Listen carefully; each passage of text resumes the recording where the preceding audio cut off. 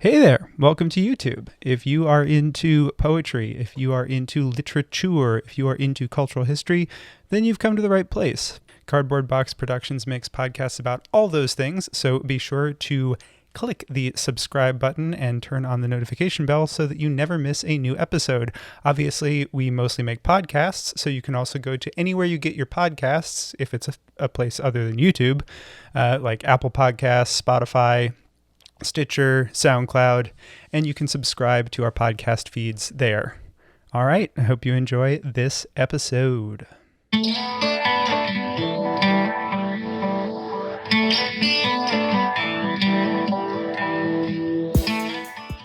Hello and welcome to Close Talking, the world's most popular poetry analysis podcast from Cardboard Box Productions Incorporated. I am co-host Jack Rossiter Munley, and with my good friend Connor McNamara Stratton, we read a poem, talk about the poem, and read the poem again. Before we get into today's selection, a quick note that if you like what we do here at Close Talking and have a spare minute of your time, it would mean the world to us if you would give the podcast a rating and review on Apple Podcasts. Those ratings and reviews help boost us up the algorithm and find new listeners. And if you have suggestions for future episodes or comments on this one, you can send us an email at closetalkingpoetry@gmail.com. And you can also find us on social media. On Twitter, the show is @CloseTalking. I am @Jack Rossiter Munn, and Connor is @Connor M. Stratton. On Instagram, the show is @CloseTalkingPoetry, and on Facebook, it's facebook.com/CloseTalking. We also have a website, closetalking.com, where you can find all the past episodes of the show, and Cardboard Box Productions has just launched a newsletter, Unboxed, and if you go to cardboardboxproductionsinc.com, you can subscribe for more behind-the-scenes stuff on Close Talking and all of the other literary and cultural history podcasts that Cardboard Box Productions makes. On with the show.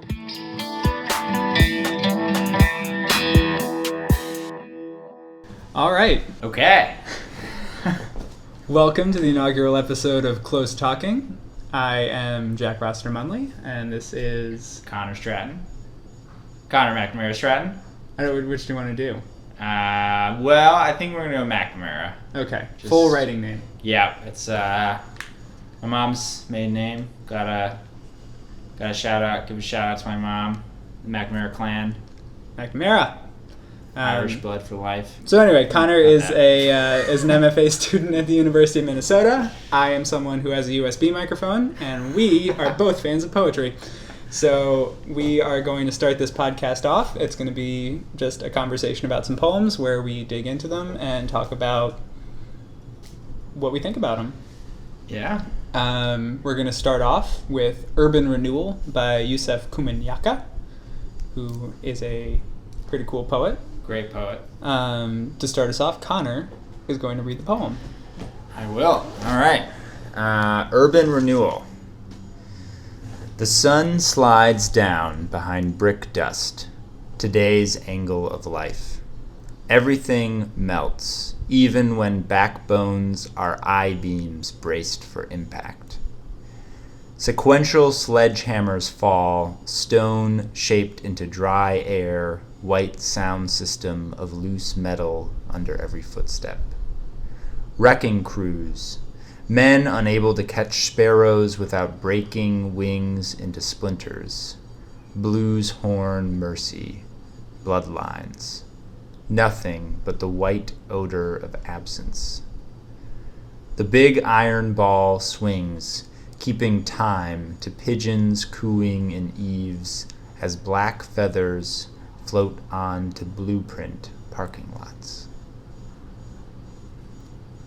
Cool. Excellent.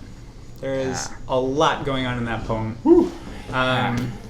Just really quickly on Komunyakaa, he was born, I think, in 1947. That sounds right to me. And he talks about his grandparents being important to him in terms of finding poetry because they were super into the Bible, which has a certain amount of poetic imagery to it. Certainly. Particularly the Old Testament. We may even get to that on a future podcast. I'm not opposed to Stranger it. Things have happened. Stranger Things, by the way. I've heard it's a great show. definitely watch it. I've got to watch it, yeah. Anyway, he also served in the Vietnam War, and after coming back, went to college, started writing a bunch of poetry. Everybody loves it. So yeah, he's one of the America's greatest living poets, I would say.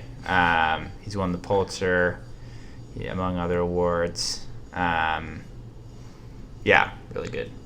And he's also published like a stupid number of books. So many about books. Poems. Yeah, it's so like many books. Way too many. Yeah. We would list them, but there are far too many to list. Yeah. And anyway, Connor does this thing every year for his birthday where he posts a poem on Facebook. I feel like it's important for people to know this. This is the context. So, like, Connor does this every year. His choices are always very good, but this was his latest pick. His birthday also was very recently, so happy birthday, Connor. Thanks very much. But anyway, so this poem was actually Connor's most recent birthday poem. He puts the poem on Facebook, encourages all of his friends to read it, like the American hero of poetry that he is. Well, it's like everyone likes poetry, but no one reads it, or this is the generalization, and I feel like it's a good use of the old Facebook platform to, insert a little poetry into daily life. I think it's fantastic. And personally, for me, as someone who likes poetry, I actually hadn't run across this poem before, and the second I read it, Connor and I had been talking about possibly doing this podcast. I immediately wrote to him and told him that I wanted to start by talking about this poem. You did. Because in reading through it, and then Connor also always mentions in his post, which I think is very nice of him, that people should read the poem aloud. It's true. Whether to friends or on your own, because it is a different experience to hear it. And in doing that, I just found myself having so many thoughts and connections and ideas while reading this poem. I really wanted to talk about it. And because Connor had picked it, I wanted to hear from him about why he picked it as his birthday poem. Yeah, I know. And Jack wrote to me, and I was like, we got to do it. I got to know your thoughts. So why did you pick it as your birthday poem? That is a great question. I wanted to do a Yusef Komunyakaa poem because, he's just been one of the more formative poets for me, I think, in my writing since I sort of got serious in college about it. And I feel like he's a really good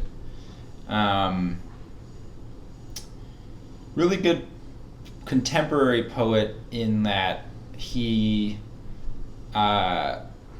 makes really, I think, deliberate use of form, but is also accessible in a way that sort of like people who aren't deep in the avant-garde can appreciate. Yeah, I think this poem is, it's very layered, but the message is pretty clear, and the idea that he's putting forward is his images are always crystal clear, I think, which is very important. On the theme of building, you could even say that they are concrete. Yes, I would go there as well. Which is something that I found interesting, is that there's a lot of building materials specifically named in the poem. I wrote down a couple. There's brick dust, I-beams, sledgehammers, and an iron ball. Yeah. Which I thought was kind of interesting. I don't know if that's something that's ever stuck out to you. No, yeah. It's part of what's interesting is he that in conjunction with the title makes this poem interesting, because the title sets itself up for a lot of political problematic connotations. We have urban renewal, we're thinking of gentrification, we're thinking of tearing down cool stuff to replace it with commercial stuff. Traditionally cool, parking lots, ethnic or minority neighborhoods to make room for usually wealthier or in some form more socially acceptable building of some kind. So either parking lots for stores or houses that are going to house wealthier people and force out those who already live there, either just through the fact of building those houses, or because once those houses are built, the property values start to go up, and people who used to occupy a space in a city are no longer able to afford the place that they and their family members have lived for a long time. Exactly. Yeah. And the phrase is such a horrible euphemism, renewal. It's such a, it it assumes in the name that what was there before was dead or old or, bad. And this is like the pure rejuvenation of, blah, blah, blah. Taking what was once so dark and terrible and making it light and white and better. Right, exactly. With all of the racial connotations, which also show up in here. There's a lot of color talk. There is a lot of color talk, we have stone shaped into dry air, white sound system of loose metal, and then nothing but the white odor of absence, which leads to pigeons cooing and eaves as black feathers float onto blueprint parking lots. Mm-hmm. And it's interesting because I think the title sets you up for this, polemic, and what Komunyakaa is doing is just actually looking at the material, physical action of what urban renewal looks like in the I-beams or in the sledgehammers.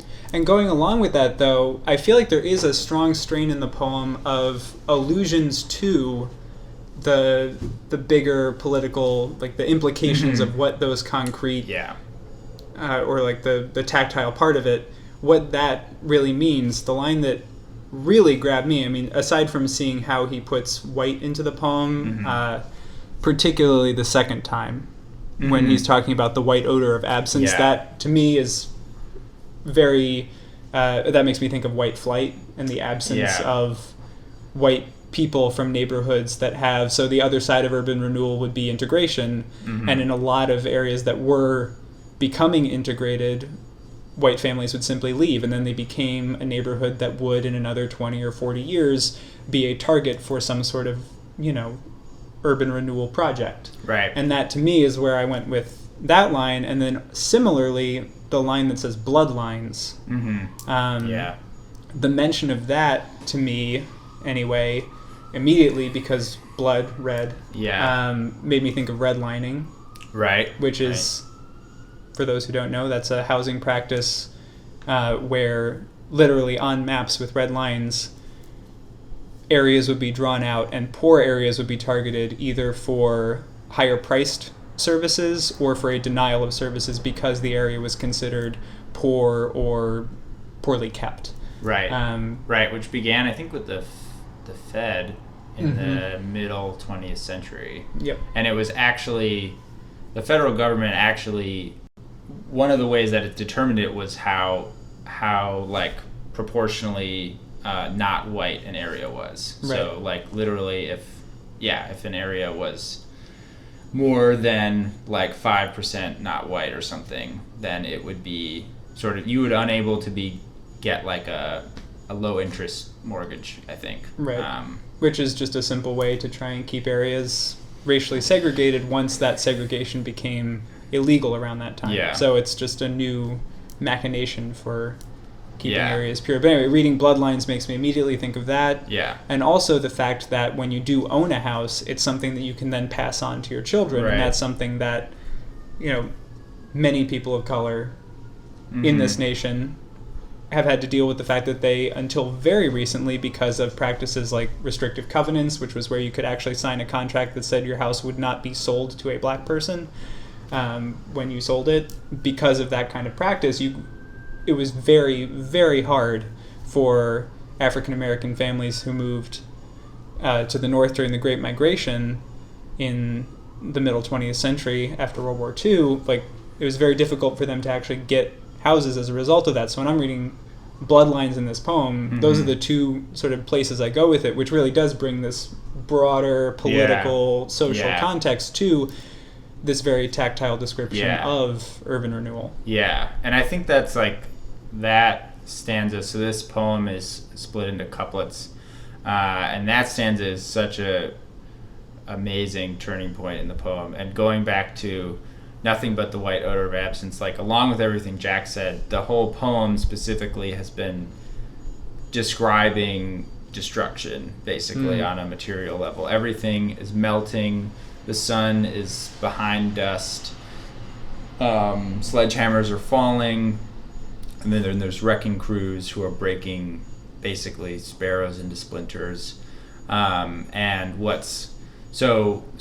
the odor of absence is also a literal description. We're seeing things being destroyed and removed, but also it's just a great phrase, nothing but the white odor of absence. So absence is actually the present smell that's here, rather than just like a lack of something. It's actually an insistent lack. And in some ways, with urban renewal, that absence is the unstated goal. It's trying to create an absence so that it can be filled by white bodies. Yeah. Or white businesses. Right. Right. Yeah. Yeah. And up till that point in the poem, things. So rhythmically, the sentences have been pretty long, or at least longer, and sort of fairly full. Not fragments or anything. And then at that point, right leading up to that stanza, so the sentence before, you have wrecking crews, men unable to catch sparrows without breaking wings into splinters, and blues horn mercy, bloodlines, nothing but the white odor of absence. Things really slow down there. And the image also moves to the abstract very intensely. Blues horn, mercy, bloodlines. So Komunyakaa is I think rhythmically crunching the poem to draw attention to his move to the abstract,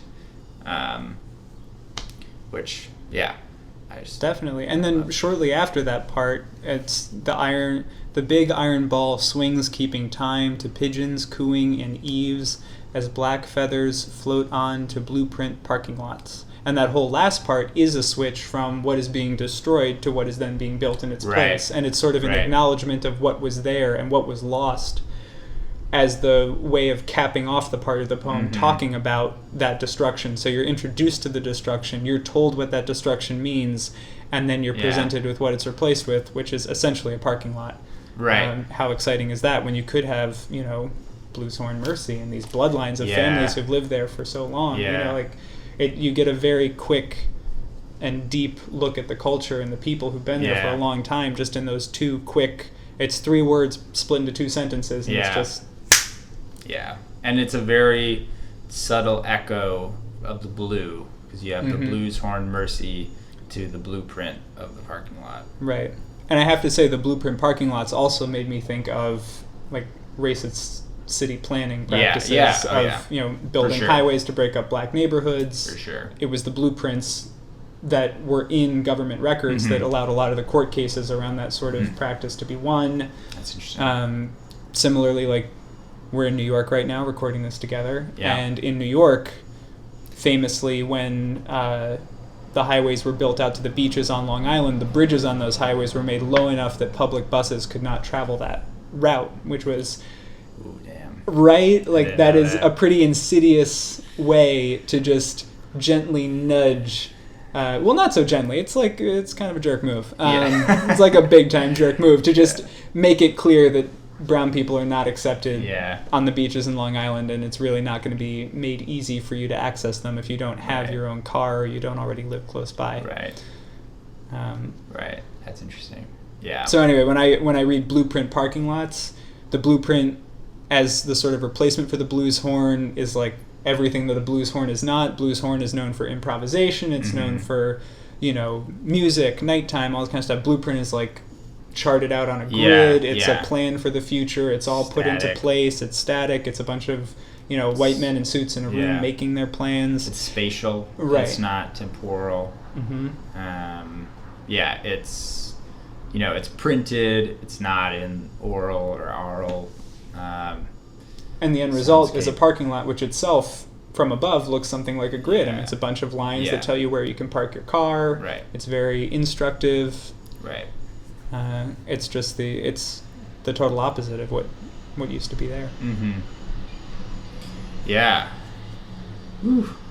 So do you want to read it again? I think we should read it again. Sounds good. Or do you want me to read it this time? Do you want to read it? I'll read it this time. Okay. Urban Renewal by Yusef Komunyakaa. The sun slides down behind brick dust, today's angle of life. Everything melts, even when backbones are I-beams braced for impact. Sequential sledgehammers fall stone, shaped into dry air. White sound system of loose metal under every footstep. Wrecking crews, men unable to catch sparrows without breaking, wings into splinters, blues horn, mercy, bloodlines, nothing but the white odor of absence. The big iron ball swings, keeping time, to pigeons cooing in eaves as black feathers float on to blueprint parking lots.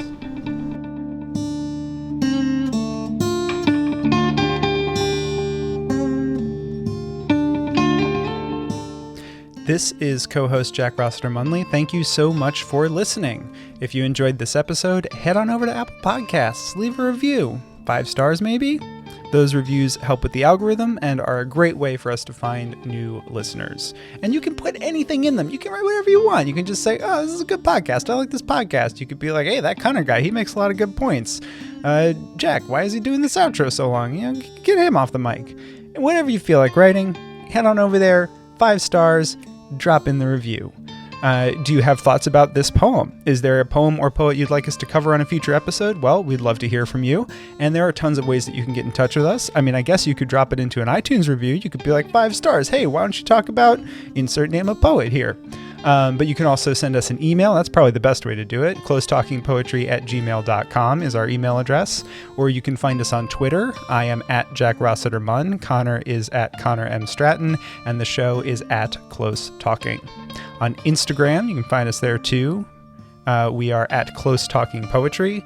And we are on Facebook at facebook.com/Close Talking. We haven't gotten to TikTok yet, and we might never. Who knows? Anything is possible. Speaking of all those social media platforms, a very special thank you to our incredible social media manager, Corey Chena, who keeps us active across the internet. And a thank you to all of you for listening. We will see you next time.